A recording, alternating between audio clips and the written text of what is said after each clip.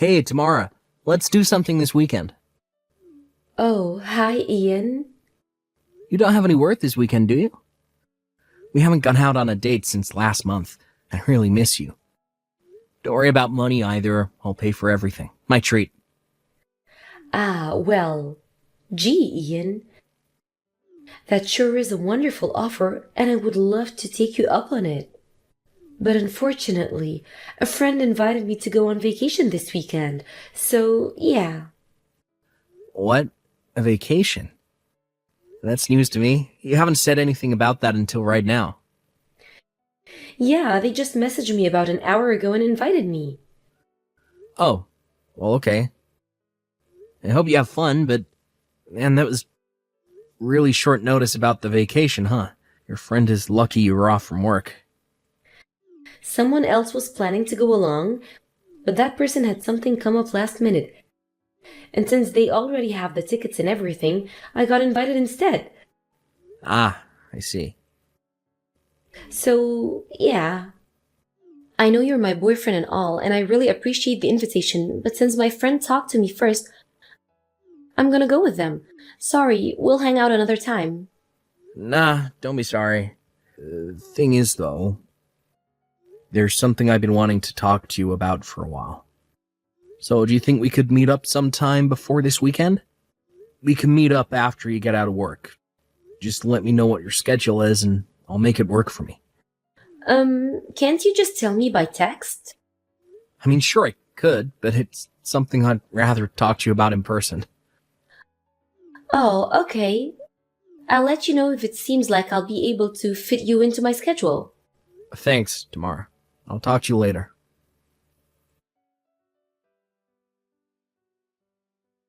Hey, Ian, do you have a minute? Hey, Tamara. You want to talk about when we can meet up, right? I'm really looking forward to seeing you. Kinda. I guess it's not totally unrelated. Well, to be more specific, I don't think I'll have any reason to meet up with you anymore. So I'll go ahead and say everything I have left to say to you right here. What? You almost sound like you're gonna break up with me. Well, the truth is, I'm pregnant with your brother's baby. What? My brother's baby? You mean my younger brother, Jordan? Well, duh. You don't have any brothers, do you? No, I guess I don't. Okay, then I'm not sure why you're so confused about it. Yeah, it's Jordan's baby.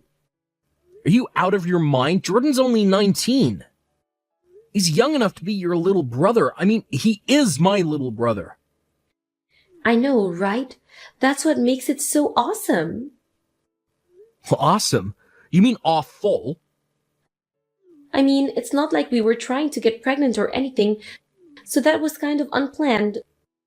But it just felt so good doing it with a young stud that I kept doing it over and over again. And, well, then I got pregnant. I would appreciate you holding back any unnecessary details about you sleeping with my little brother. Sorry, I just can't help myself. So yeah, like I was saying, even if I wasn't expecting to get pregnant, this means I get to marry your super hot younger brother. So I'm actually pretty happy about it. Jordan loves me, and that's all that matters. So I don't care about his age or his relationship with you. When did this happen? How did this happen? Our house is like a 3-hour drive from you. Are you kidding? You didn't know? Jordan enrolled in a college with a campus downtown. He's living on his own in an apartment just a little ways away from me. Wait, really? I never heard about that. Whoa, I guess Jordan and your parents weren't kidding. What? You've even met my parents? Yeah, isn't it great? You never once took me to your house or introduced me to your parents, did you? Yeah, and I've told you the reason for that a million times before now. My parents treated me like a red-headed stepchild. They gave Jordan everything he wanted and left me with nothing but scraps. You ever hear about hand-me-downs? Well, I got hammy-ups. I was waiting all through high school for the day I'd finally graduate and be able to leave that family far, far behind me. I haven't gone back home a single time since that day I started college. That's why I never took you to meet them. I didn't want to see them, much less introduce my girlfriend to them. Yeah, I know. That's what you always told me. But I started to think, is it really fair to base my opinion of them on your one-sided version of the story? It seemed too unbelievable to be true. So about 6 months ago, I figured out what your address was and went to meet them by myself. You what? I found your home phone number in your phone's contact list, so I called them up and arranged for a time where I could meet them. Then I waited until a weekend when you were busy, drove up there by myself and introduced myself. I got there pretty late, and it was a long drive back, so they told me I could stay the night. What the?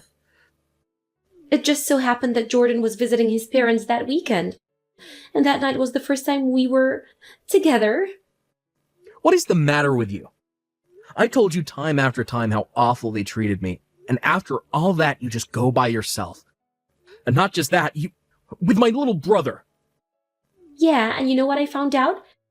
They're not nearly as bad as you made them out to be. Well, I'm sure they put on the best act of their lives. And you know what else I found out? It was you who was the bad guy, not them. You gotta be kidding me. You broke into Jordan's room and stole the money he had saved up at his job during high school. You stole Jordan's girlfriends away from him. You never listened to anything your parents told you. You were just a complete and total brat. I don't believe what I'm hearing. That's what Jordan did to me. He stole my money and my girlfriend's. I was the one who worked hard to make something of myself. Look, Ian, it's your word against theirs. And all three of them told me the exact same story. So if you ask me, what they say is way more credible than what you say. It's 3 versus 1, Ian. So logically, the only conclusion I can reach is that they're telling the truth and you're lying. It may be 3 versus 1, but all 3 of them are lying. Whatever. So anyway, you remember me telling you I was going on vacation this weekend? Well, the truth is that I was actually going to your parents' house with Jordan so we could announce our pregnancy to them. You're a real piece of work. And since now, Jordan and I are having a baby together, there's no point in us staying together.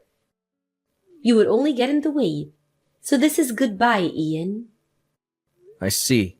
If you're pregnant, then yeah, I guess you're right. Obviously I'm right. I'm so happy that I can finally be together with Jordan. Well, if that's all you gotta say, then I guess we can end this right here. Goodbye, Tamara. So long, Ian. I'm gonna have a great life with Jordan. Just do me one last favor and give Jordan and my parents a message for me. I'm cutting them out of my life. I don't ever want to see or hear from any of them ever again. Good grief, Ian. Don't you think this is the perfect opportunity for you to reflect on your mistakes and reunite with your family? You're such a child. Reunite with them? I'd rather die. Whoa, I had no idea you were such a stubborn brat, Ian. I thought you were better than that. You can think whatever you want about me.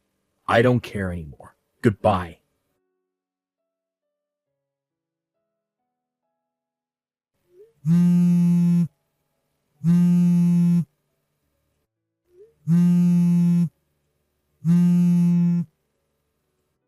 Ian, you've got to help me.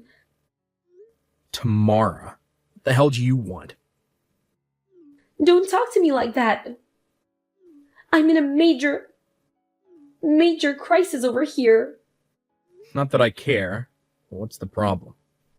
What do you mean what's the problem? You, of all people, should know. Your mother is an absolute monster. She's treating me like a red-headed stepchild. Don't laugh at me. This is serious. You have to help me. Nah, I think I'll pass. I tried to warn you, but you ignored me and dove headfirst into that family. If you want help, why don't you ask your darling husband, Jordan? Jordan's not at home. He has college classes to attend, so he's still going to be back in the city. Really? We did get legally married without a ceremony, since I was pregnant and all. But I couldn't just force Jordan to drop out of college to take care of me. That wouldn't be fair to him. So I quit my job and moved into your family's house so that your mom could help me out with the baby after the birth. But she isn't just helping. It's more like kidnapping. She took the baby away from me and won't let me see him. Your dad stares at me a bunch of the time. It's super unnerving. Jordan's the only one who I could talk to about all of this. But he's at college and never comes home. And the worst part is, I heard that he might be cheating on me with another girl at school. Wow, sounds like you're having a pretty rough time of things. That honestly doesn't surprise me in the least. Actually, it would have surprised me if it didn't turn out like this. Oh, now you tell me. If you saw this coming, why didn't you tell me? If I had any idea this is what they really were, I never would have married into this family. What are you talking about? I did tell you. About everything. I told you that my mom was an overbearing queen bee. I told you that my dad was a lecherous creeper. I told you that Jordan thinks monogamy is a type of wood. But they seem so nice. The vile creature Jordan turned out to be is a direct product of being raised by my overbearing queen bee mother and lecherous creeper father. And I told you about all of this time after time. But you decided not to heed my warnings, met with my family behind my back. And after meeting them just one time, you immediately decided that I must be the one who was lying, and they were actually all super nice people. But not just that, you slept with my younger brother. The very night you met him. You knew everything that there was to know, and yet you decided to throw in your hat with them. I've already cut off all contact with them, and I don't consider them to be my family anymore. So nothing they do to you is my problem. How can you be so cold? I get it now. You were right. You were right all along, Ian. So please, can't we get back together? I'll be the best wife you could possibly dream of having. And what about your kid? I'll figure out some way to take him back from your mother and get out of here so we can raise him together. I'll let you be his dad. You'll let me, huh? Yeah, he's already your nephew, right? That's pretty close to being your son. And since he's the biological son of your beloved wife, I know you'll have no problem loving him like he was your own. We'll have a wonderful life together, just the three of us. No, never, not on your life. Just give it a chance. You'll come to like our life together, I know it. Life with a rusty nail being constantly driven into my brain would be preferable to life with you. You've got to do something. Will you at least come down here and take me away from here? All I need is a ride. Is that too much to ask? Yeah, it actually is. But why? Because I'm not in the country. You're not? Then where are you? Not in the country. I got transferred to an overseas branch for my company with a promise of a major promotion. And I'm looking at getting my permanent residency visa as soon as possible. That's wonderful for you. But why didn't you tell me about that? I was trying to tell you about it right before you broke up with me, so never even had the chance. Oh, wait, now that I think about it, you were saying that you had something important that you wanted to talk to me about in person. Was that it? Yep. My company was talking about the possibility of the transfer at the time, and I told them that before I gave them a definitive answer, I wanted to talk to my girlfriend, you. And that's why I wanted you to set aside some time to talk to me in person. But Then I found out that you had betrayed me in the worst way imaginable, so I no longer needed your input. Whoa, so that's what's going on? If I had only talked with you openly back then, maybe I'd be over there right now, standing by your side. Are you kidding me? The very second I found out you're pregnant with Jordan's child, I'd have kicked you to the curb in an instant. Really? Yeah, really. Well then, now that all of that's all been said, I think it should be perfectly clear why I will never help you.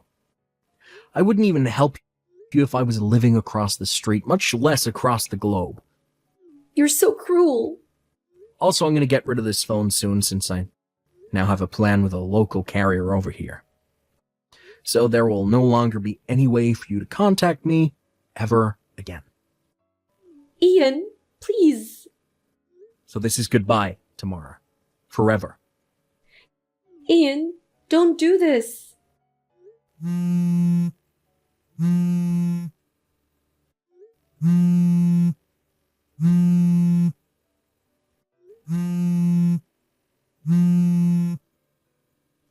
Ian.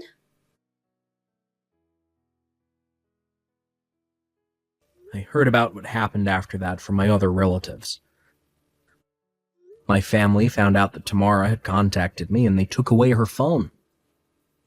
Jordan came home to visit a short while later while on break from his classes. And since Tamara really could just not help herself, about a month after that, she found out she was pregnant with her second child. Pregnant again and unable to run away on her own, Tamara tried going to her parents for help. But it would seem that being easily fooled by bad actors runs in the family. Because when her parents met my parents, they had a grand old time and left reassured that their daughter was in good hands. And then, sometime later, it was Jordan's turn to cause trouble.